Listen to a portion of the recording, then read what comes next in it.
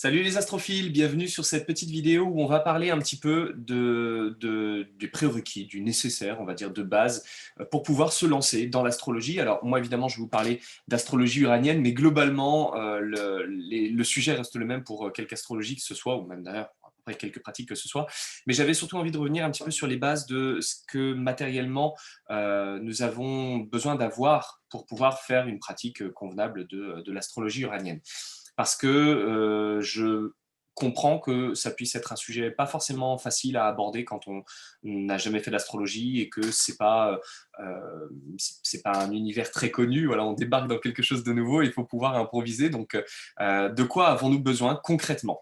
La première chose dont nous avons besoin, c'est tout d'abord l'envie d'apprendre. Si vous arrivez dans l'astrologie en vous disant ok, on va juste me donner le mode d'emploi et puis c'est tout, ça fonctionne, ça va pas être le cas. L'astrologie, c'est vraiment comme une nouvelle langue, c'est un nouveau langage. On apprend des mots, on apprend à construire des phrases, on apprend à poser des questions de manière intelligente au regard du langage astrologique. Donc ça demande un fonctionnement de pensée, exactement comme ce qu'on peut retrouver par exemple dans la pratique du tarot, où bah oui, effectivement, lorsque on est sur telle ou telle carte, ça ne va pas parler de la même manière que telle autre. Si on prend un battleur, ça ne donne pas la même réponse qu'une papesse. Donc il faut apprendre les subtilités entre les cartes et le langage. Mais là, pour les planètes, c'est la même chose. Il faut pouvoir apprendre vraiment un langage complet, un langage nouveau et adapté. Donc déjà, il faut avoir l'envie d'apprendre ça. Si vous n'avez pas envie, vous dites juste non, moi je vais juste me contenter de ce qu'il y a dans les bouquins, n'allez pas plus loin. Stop, arrêtez tout de suite. La deuxième chose qu'il faut, c'est l'envie de faire des recherches.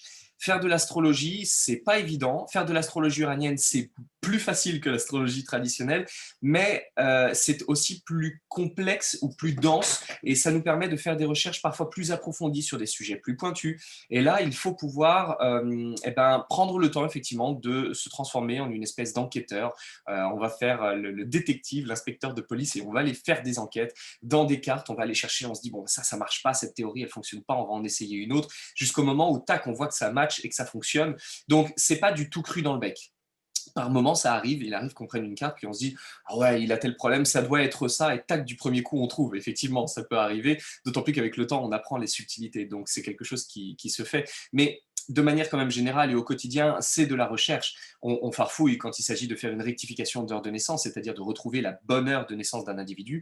Il faut fouiller, faut essayer plein de trucs, il faut avoir toute une liste d'événements de la vie de la personne pour pouvoir retrouver. Lorsqu'on cherche à faire de la prévision, si on tombe à un moment donné sur une prévision, on se dit c'est bien, mais il faut pouvoir la confirmer par d'autres choses, sinon ça n'aura pas lieu. Donc c'est de l'investigation également. Si vous n'avez pas envie, encore une fois, si vous voulez quelque chose d'automatique, qui se fasse tout seul, c'est pareil. Arrêtez, faites autre chose. C'est pas pour vous.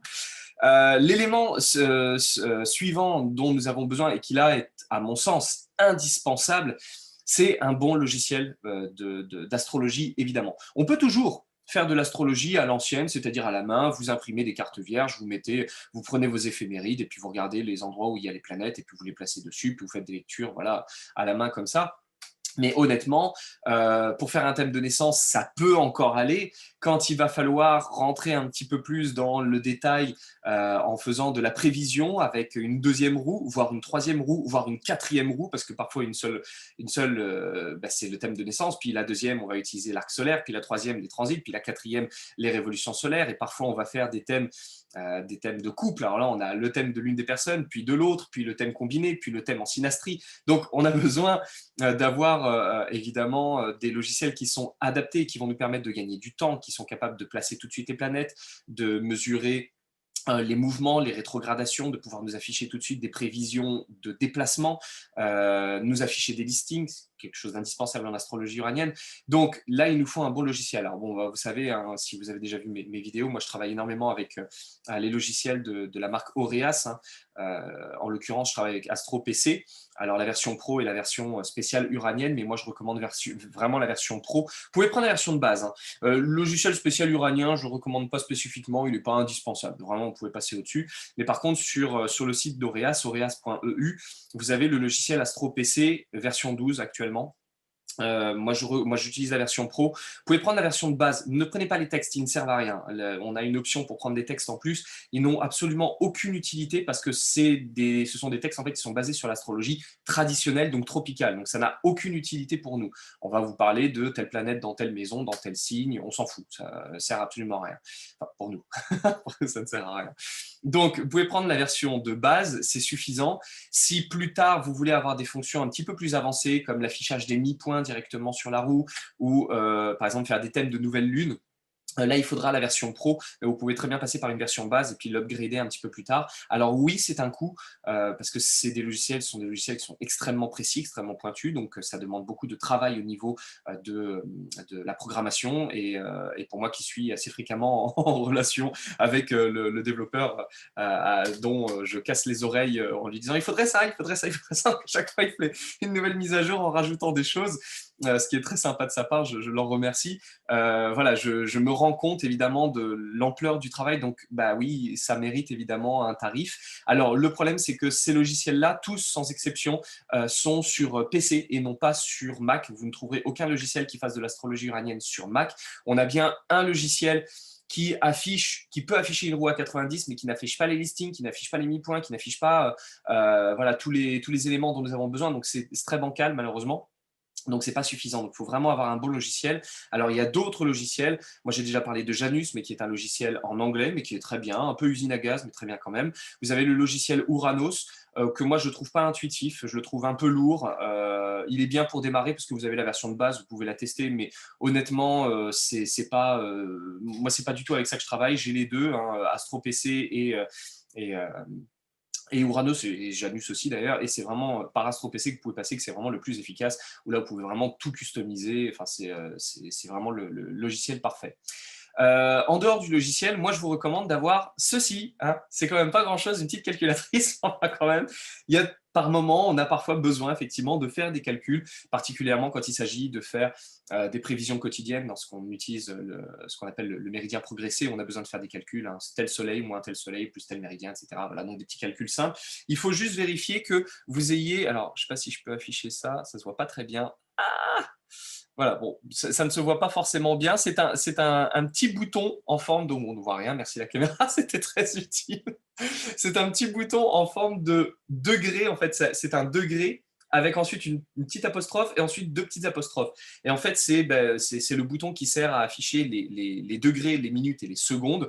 Et en fait, on a besoin de ça pour faire des calculs, parce que si vous faites un calcul de degrés simplement avec vos chiffres normaux, vous allez être sur une base décimale, c'est-à-dire vous allez sur des bases de 10, donc c'est-à-dire vous montez, montez, montez, et puis à un moment donné, quand vous arrivez à 100, que ça repasse à 0. Vous voyez, nous, en degrés, on fonctionne sur une base sexagésimale, c'est-à-dire par 60, exactement comme les heures. Quand vous arrivez et qu'il est 8h59, si vous rajoutez une minute, ça ne fait pas 8h60, et après 8h61, ça repasse à 9h0. Et ben, les degrés, c'est la même chose. Quand vous arrivez à 8 degrés et 59 minutes, si vous rajoutez une minute, vous arrivez à 9 degrés. Donc, on a besoin voilà, de ces petites calculatrices. Donc, par exemple, si vous faites, je vais essayer de montrer, par exemple, si vous faites 5, en plus à l'envers, pas fastoche, 5 degrés, par exemple, hop, 59. Voilà, on fait 5 degrés et puis 59 minutes. Alors, il affiche degrés, mais c'est bien les minutes. Puis, on va mettre plus, hop, 0 degrés. Et puis, ben, on va rajouter 2 minutes. Tiens, comme ça, on verra bien. Je crois que je ne me suis pas planté. Voilà, il passe bien à 6 degrés et 1 minute. Donc ça, c'est vraiment indispensable. Ça ne coûte pas grand-chose, hein. Moi, je l'ai payé 10 balles. Vous n'avez pas besoin d'avoir une bête de calcul, un foudre de guerre. Ce n'est pas nécessaire, mais par contre, cette touche est indispensable. Sinon, vous êtes obligé de faire du produit en croix. C'est vraiment galère. Et quand vous travaillez au quotidien, on a vraiment besoin d'avoir quelque chose d'efficace. Donc voilà, donc ça, c'est vraiment à avoir. Ça fonctionne toujours très très bien quand on a besoin de faire des calculs parfois de figures planétaires un peu compliquées, quand on fait des mi-points, plus d'autres mi-points, moins d'autres mi-points, on a besoin de faire parfois des petits calculs, donc une calculatrice, c'est vraiment à avoir. De quoi avons-nous besoin d'autre? Besoin, en fait, c'est la base. Après, c'est pour en rajouter. Si vous suivez mes cours, vous n'avez pas besoin de grand-chose d'autre. Par contre, si vous voulez aller un peu plus loin, ça peut être pas mal d'avoir des ouvrages, évidemment, sur l'astrologie. Alors, Pas uniquement astrologie uranienne, vous pouvez aller regarder un petit peu les autres astrologies de manière générale. Le problème, c'est qu'en tombant dans des ouvrages d'astro traditionnels, vous allez tomber dans l'écueil classique qui est on va vous apprendre le sens des signes du zodiaque, le sens des maisons, on va vous dire qu'un carré c'est mauvais, qu'un trigone c'est bon. Tout ça n'a aucun sens en astrologie uranienne. Entendons-nous bien, il n'y a pas d'aspect. Ou en tout cas, les aspects soft, on ne les utilise pas, c'est-à-dire les sextiles, les trigones n'ont aucun sens, simplement pour une question de radiation, c'est-à-dire que la personne qui a inventé l'astrologie uranienne est un géomètre, et lui se basait beaucoup sur les représentations d'émanation magnétique des planètes sur notre Terre, et qu'en gros, si vous prenez un aspect dur, c'est-à-dire une conjonction, une opposition ou un carré, les aspects en fait sont directs, c'est-à-dire qu'ils tapent à angle droit. Et en fait, il a constaté que dans la nature, tout fonctionnait, quand il s'agissait de faire émaner une force, tout fonctionnait par angle droit. Si vous prenez un trigone ou un sextile, en fait, les énergies frôlent la Terre et repassent, en fait, nous éludent. Donc, c'est pour ça qu'en règle générale, en astrologie traditionnelle, on va dire oui, un trigone ou un sextile, c'est bon. C'est pas que c'est bon, parce qu'en fait, ça n'a pas d'impact. Enfin, en tout cas, en astrologie uranienne, dans la théorie de l'astrologie uranienne, c'est ce que l'on dit.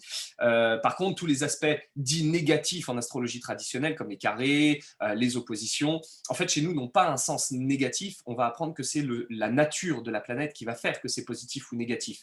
Donc, si vous prenez des ouvrages traditionnels, vous allez tomber malheureusement sur cet écueil. Mais après, on peut par contre apprendre des techniques d'astrologie traditionnelle comme les révolutions, les thèmes de nouvelle lune, de nouveau soleil, ce que moi j'appelle le nouveau soleil, hein, qu'on peut utiliser et puis apprendre parfois le sens de certaines planètes ou de certains corps qui ne sont pas en astrologie traditionnelle, en astrologie uranienne utilisés. Je pense par exemple à la lune noire ou au vertex ou aux astéroïdes, tout ça on les met de côté, on ne les utilise pas. Si vous avez envie d'apprendre, vous pouvez en prendre des traditionnels. Par contre, évidemment, dans les ouvrages, alors il se trouve derrière mon petit chat, hein, mon petit dernier arrivé, qu'est-ce qu'on a comme ouvrage? Alors, le problème, c'est que vous allez être obligé de vous procurer autre chose en plus des ouvrages, c'est un bilinguisme ou un trilinguisme, parce que les ouvrages en français, il n'y en a quasiment pas. La base de la Bible, vraiment pour l'astrologue uranien, c'est cet ouvrage-là, qui s'appelle The Rules for Planetary Pictures, et qui est, lui, c'est la version éditée chez Witte Verlag, donc c'est la maison d'édition qui s'occupe de la plupart des ouvrages d'astrologie uranienne. Je l'ai dans une deuxième version ici, qui a été publiée ailleurs, pareil en anglais, sous une autre édition. Je crois qu'il était chez la maison d'édition Pénélope Publication, il me semble. Mais on a une version française, donc ça, c'est la bonne nouvelle. Une version française est sortie il n'y a pas si longtemps que ça. Tac, et qui est celle-ci, règle pour les figures planétaires. Voilà, vous pouvez l'avoir sur le site Witte Verlag et qui est très bien, il est très efficace. Donc vous avez à chaque fois les interprétations pour chaque mi-point, que veut dire chaque mi-point, que veut dire chaque planète au milieu de chaque mi-point, donc ça c'est très bien. Le seul truc c'est que il va falloir faire preuve également d'imagination parce que cet ouvrage est évidemment un peu daté puisque les informations qui se trouvent dedans ont été écrites au moment à peu près aux alentours de la Seconde Guerre mondiale. Donc comment dire que voilà, on est sur une dynamique de vie un petit peu différente de ce qu'on a aujourd'hui. C'est-à-dire vous avez des mi-points qui vont vous dire ah bah attention, quand telle planète passe au milieu, ça c'est un coup de grisou dans une mine de charbon ou ça c'est une pénurie de pétrole. Enfin, bon, nous ça nous fait une belle jambe. Si vous lisez des ouvrages, par exemple, pareil dans cette optique-là, où on va vous parler du soleil, le soleil va souvent être vu comme étant le corps ou la santé, ce qu'on utilise beaucoup, et la lune, parfois les émotions, le vécu intérieur, mais aussi c'est le féminin, c'est-à-dire c'est la femme, et du coup on va se baser là-dessus pour voir ce que la femme va vivre. Et puis d'un coup, on a l'impression que l'homme est amputé de ses émotions, comme si l'homme n'avait pas d'émotions, il n'avait pas de lune. Et en fait, on voit que c'est un peu partiel et que c'est évidemment dépositaire d'une vision qui est datée. Donc il va falloir apprendre à extrapoler tout ça et à utiliser, exactement comme je disais en début de vidéo, c'est un langage, donc il va falloir apprendre à positionner ce langage de manière différente et puis apprendre parfois à imaginer des nouvelles choses. Aujourd'hui, par exemple, nous avons des ordinateurs, nous avons des téléphones portables. À l'époque, ce n'était pas le cas. Quand vous regardez par exemple la description des techniques, des moyens de communication modernes, on vous met entre parenthèses Telegram. C'est-à-dire qu'à l'époque, ce qui était moderne, c'était le télégramme. Aujourd'hui, si vous vous dites, non, non, moi je voudrais savoir, par exemple, j'aimerais me lancer sur Internet, dans les réseaux sociaux, être influenceur, vous ne trouverez rien dans ces ouvrages là-dessus. Donc il va falloir faire preuve d'imagination. Donc on se dit, ok, d'accord, comment je peux trouver ça? Ben, les moyens de communication, ça va être Mercure. moderne parce que c'est des technologies modernes, Uranus. Et puis, c'est quelque chose qui doit être populaire donc sur le monde. Donc, on va voir du point vernal ou alors du Apollon. Donc, on est obligé d'aller plus loin que simplement ce qui est écrit dans l'ouvrage. Il faut extrapoler un peu. C'est pour ça que d'ailleurs, il y a d'autres ouvrages qui sont très bien également. En l'occurrence, vous avez celui-ci, mais qui malheureusement est en allemand, qui n'a pas été traduit, hein, qui est l'ABC de Udo Rudolph, hein, qui est parfait et qui, est, en fait, qui fonctionne sur le même principe. Hein, c'est toujours mi-point avec des planètes, sauf que ça donne des éléments supplémentaires en plus. Et qui sont très intéressants. Et puis après, vous avez d'autres ouvrages qui sont parfaitement dispensables, mais pourquoi pas, un ouvrage sur les maisons planétaires. Alors, je vous recommande la version en allemand, parce que la version française n'est vraiment pas bonne. On a beaucoup d'éléments qui ont sauté. En fait, toutes les parties théoriques du début n'y sont pas, donc vraiment aucune utilité. Mais les maisons, on pouvait d'ailleurs pratiquer sans utiliser les maisons, on s'en fiche un peu. Celui-ci, qui est un ouvrage de Ruth Brumund, une autre astrologue uranienne, mais c'est pareil, on n'en a pas forcément besoin. Vous avez des petits ouvrages qui sont comme par exemple celui-ci, qui est vendu aussi chez Vite Verlag, qui est très très bien, l'IUF. C'est un compte-rendu en réalité de conférences qui s'est produite en l'occurrence en 2012 dans la faculté de médecine de Bangkok en Thaïlande. Et c'est en anglais, c'est pareil, c'est en anglais, mais c'est très intéressant pour avoir justement un petit peu des avis de conférenciers sur des sujets divers et variés. Et après, dans les ouvrages qui sont pour le moins accessibles et intéressants, je peux vous en recommander deux, qui sont celui-ci, le Phoenix Workshop, Uranian Astrology Manual, qui est très bien, qui est pareil, hein, donc, fait par Penelope Bertuccelli, donc aux éditions Penelope Publishing, je crois, hein, si je ne dis pas de bêtises, c'est pas marqué dessus, mais normalement c'est ça. Oui, c'est ça, ouais, Penelope Publications. Donc, vous avez le site internet, hein, si vous tapez Penelope Publications, vous allez trouver assez facilement. Et celui-ci, pareil, qui est édité dans la même maison d'édition, qui est très bien, Dial Detective, qui est un petit peu léger. Voilà, il est prêt avec beaucoup de désinvolture et j'aime beaucoup. Et vous avez beaucoup d'illustrations, beaucoup de cartes, donc c'est très sympa. Alors, mon Dieu, si je vous montre ça comme ça, vous allez déprimer, mais il est très bien. Il est vraiment très très bien. C'est une petite pépite à avoir, donc ça, c'est vraiment chouette aussi. Parce qu'il y a des questions intéressantes. Tout n'est pas parfait. On a parfois un peu des raccourcis, c'est-à-dire que les auteurs sont tellement dans leur domaine que parfois ils pensent que quelque chose qu'ils vont dire est déjà compris et intégré par le lecteur, et parfois pas. Donc ça, c'est un peu difficile. Et après, il y a d'autres ouvrages, mais qui ne sont pas spécifiquement sur l'astrologie uranienne et qui peuvent être intéressants, comme vous avez par exemple celui-ci, que moi j'ai trouvé pas mal, qui pareil est en anglais. Qui est Key to Holistic Health. Donc ça, c'est spécifiquement sur la santé, hein, donc comment on utilise l'astrologie pour la santé. Donc ça, moi, je l'ai trouvé plutôt pas mal, mais c'est pareil, c'est en anglais et ne prend pas en compte les éléments de l'astrologie uranienne, comme les transneptuniennes, par exemple. Et est-ce qu'après, on peut avoir quelque chose d'autre de vraiment pour compléter? Oui, par exemple, cet ouvrage que j'ai trouvé pas mal de Eleonora Kimmel, qui s'appelle Cosmobiology for the 21st Century. Alors là, on est basé sur la cosmobio. Donc, c'est-à-dire que on a eu l'astrologie uranienne qui est née, et de l'astrologie uranienne, un deuxième courant s'est créé, qui est la cosmobiologie, qui a été mise au point, en réalité, par un monsieur qui s'appelle Reinhold Ebertin, et qui en fait n'a fait que pomper les travaux de Alfred Witte, et c'est au passage bien gardé de lui rendre toute justice, tout en poignardant les éléments sur lesquels il n'était pas d'accord. Donc, c'est-à-dire que, par exemple, on utilise en astrologie uranienne des transneptuniennes. Reinhold Ebertin a juste assassiné en fait Alfred Witte sur l'usage des transneptuniennes et même leur découverte ou leur existence. Il en a pris plein la poire, le pauvre Alfred. Donc voilà, bon, je ne suis pas fan de Cosmobio, mais celui-ci est pas mal au niveau des techniques. Donc ça, c'est pareil, si vous voulez vous le procurer, vous pouvez, hein, sur Internet, on trouve ça assez facilement, mais malheureusement, c'est également en anglais. Donc voilà, il va falloir également se fournir parmi les outils nécessaires d'un bilinguisme ou d'un trilinguisme, puisque voire d'un tétralinguisme, puisque la plupart des textes que vous allez trouver ne seront pas en français, mais seront en anglais ou en allemand. Le mieux, c'est encore en allemand. Moi, j'ai dépouillé un petit peu la plupart des articles qu'on retrouve en allemand. Par exemple, celui-ci est très très bien, qui s'appelle le Der Mensch. C'est un ouvrage qui reprend en fait l'intégralité des articles d'Alfred Witte, donc l'inventeur de l'astrologie uranienne, qui sont parus dans le Handbuch Lefte, donc c'est-à-dire fascicule qui était publié par la maison d'édition Witt Verlag et qui reprenait, en fait, qui était du coup dirigé par l'école d'astrologie de Hambourg.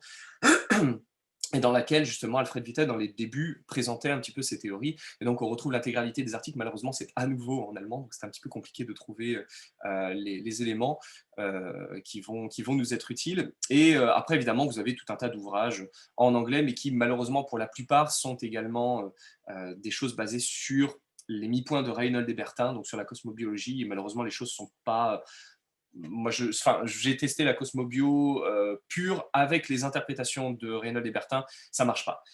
On peut faire la Cosmobio, mais en utilisant les interprétations d'Alfred Witte, ça marche très très bien. Donc, il nous faut au moins un bilinguisme, voire un trilinguisme, parce qu'il faut de l'allemand, et voire un tétralinguisme, parce que vous allez retrouver, ou du penta, parce que vous allez retrouver beaucoup d'articles également qui vont être en russe, ou en thaïlandais, puisqu'en Thaïlande, ça a un succès mais énorme, une popularité incroyable, l'astrologie uranienne, ça fonctionne du feu de Dieu là-bas. Et vous allez retrouver également quelques écrits, un peu moins, mais on peut trouver par exemple des écrits en italien, ça arrive, on a quelques auteurs en italien qui se sont penchés un peu sur le sujet, mais ça reste très, voilà, très sporadique. De quoi avez-vous besoin en plus? Ça fait déjà beaucoup. Hein. Faut l'envie d'apprendre de nouvelles langues, l'envie de faire des recherches, le logiciel, la calculatrice, les ouvrages et puis 12 langues à parler. Vos infos de naissance. Ça, vos infos de naissance, c'est indispensable. En fait, quand vous commencez, c'est vraiment le truc de base. Si vous prenez un cours avec moi, vous n'avez pas forcément besoin des ouvrages pour démarrer. Mais par contre, il vous faut vos infos de naissance. C'est-à-dire votre jour, mois, année, heure, minute, lieu. Vraiment toutes les infos de base pour voir votre thème et le monter. Parce que le premier thème sur lequel vous allez travailler, bah, c'est le vôtre. C'est le plus important pour nous parce que nous sommes la personne qui nous connaissons a priori le mieux, sauf peut-être notre psy s'il nous a suivis depuis longtemps, mais ça regarde chacun. Donc, on a besoin de pouvoir faire des vérifications de la manière dont le langage fonctionne et puis peut-être aussi de découvrir des nouvelles interprétations. Donc, il vous faut votre thème pour pouvoir le décortiquer en entier. Quand je vois pas mal d'astrologues qui se lancent à faire des interprétations ici et là et qui n'ont jamais pris le temps de travailler sur leur thème, leur propre thème, pour le dépouiller entièrement en lisant chaque planète, chaque axe, chaque mi-point, chaque figure planétaire, ça n'est pas possible. Sinon, on ne peut pas apprendre comment ça fonctionne. On peut toujours partir dans différentes conjonctures sur tel thème, de telle personne, tel événement, etc. Mais non, il nous faut vraiment travailler sur notre thème.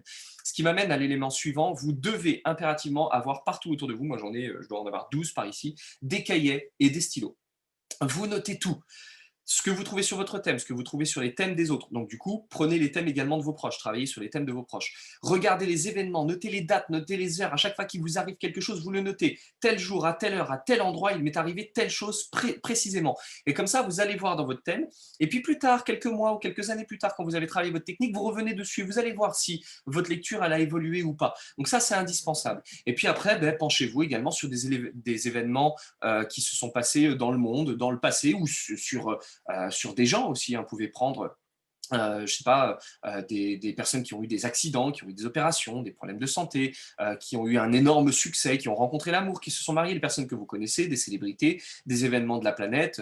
En cours, on regarde plein de choses, hein, de la mort de Lady Di à la chute du mur de Berlin ou de, je sais pas, le naufrage du Titanic. Voilà, on peut regarder plein de choses. Tout ça, c'est important aussi d'aller voir un petit peu comment ça marche parce qu'on va aller sur une autre astrologie qui est l'astrologie mondaine et qui est un peu différente, qui ne fonctionne pas tout à fait pareil que l'astrologie individuelle puisqu'on est là sur quelque chose de global et on a besoin de faire des recherches là cette fois-ci qui sont spatio-temporelles pour voir les endroits et l'heure à laquelle ces choses-là peuvent se produire. Donc c'est un travail un peu précis. Encore une fois, par contre, c'est optionnel, mais c'est toujours intéressant parce que ça permet d'apprendre le langage et le vocabulaire astral. Donc voilà, ça c'est vraiment la base de ce dont vous avez besoin. Hein. L'envie d'apprendre une nouvelle langue, ça c'est vraiment le top du top, le nécessaire. Si vous n'avez pas envie, c'est pas la peine. Si vous n'êtes pas prêt à travailler la souplesse de votre cerveau, c'est pas la peine. L'envie de faire des recherches, de devenir un enquêteur, un détective, si vous attendez que votre ordinateur fasse tout seul, c'est foutu, vous ne trouverez pas parce qu'il va vous donner les calculs. Il va vous dire quelle planète se trouve à quel endroit, etc. Mais pas ce que ça veut dire. Ça va vraiment être à vous de le faire. Un bon logiciel, donc Astro PC, ça me semble indispensable. Une calculatrice, c'est très bien, ou alors vous pouvez faire de tête, mais bon, on travaille sur des orbes assez pointus, donc c'est bien d'avoir un outil pour faire vraiment du bon travail. Des ouvrages, vous pouvez travailler avec des ouvrages. Vous pouvez prendre un petit chat également si, voilà, si vous avez besoin d'avoir un gardien de vos connaissances. Connaître plusieurs langues pour aller farfouiller des articles, c'est toujours intéressant, c'est toujours sympa. Vos infos de naissance pour travailler sur votre thème, les thèmes de vos amis autour de vous, et puis d'analyser plein de choses, et puis de noter, tout noter, absolument tout. Moi, j'ai rempli, depuis que je fais ce boulot, j'ai dû remplir, je sais pas, peut-être une dizaine de carnets, de cahiers, des post-it, il y en avait partout de tous les côtés. Enfin, vraiment, c'est la base fondamentale. Donc voilà, avec tout ça, il n'y a plus qu'à. Vous pouvez vous lancer dans l'aventure. Alors évidemment, vous pouvez apprendre seul. Vous pouvez suivre des cours, vous pouvez apprendre avec moi, vous pouvez apprendre avec d'autres enseignants, on en a plein. Moi, j'ai appris également avec des profs qui venaient d'Allemagne, de Tchèque, d'Angleterre, des États-Unis. Je travaille avec plein de gens. Et c'est intéressant parce qu'on n'a pas forcément toujours la même vision, même sur les planètes ou sur la méthodologie, et on peut apprendre des éléments supplémentaires que je trouve assez pertinents. Et c'est bien de vraiment aller voir un peu de l'autre côté des frontières, parce que on le sait, l'astrologie est beaucoup basée aussi sur des paradigmes de pensée, de conception. Et en fait, quand on vit dans d'autres pays, on n'a pas la même culture, on n'a pas la même manière de concevoir les choses. Donc, la manière dont on va percevoir l'art que l'on pratique, que ce soit de l'astro, du tarot, peu importe, tout ça, ça va varier, ça va être différent, et on va donner des interprétations et des couleurs qui vont être un petit peu différentes. Donc ouais, à vous d'aller découvrir tout ça, et puis bah, si vous me rejoignez pour les cours, soyez les bienvenus, et puis bah, quant à moi, je vous dis évidemment bah, à tout bientôt, et évidemment, prenez soin de vous, comme d'habitude. Salut!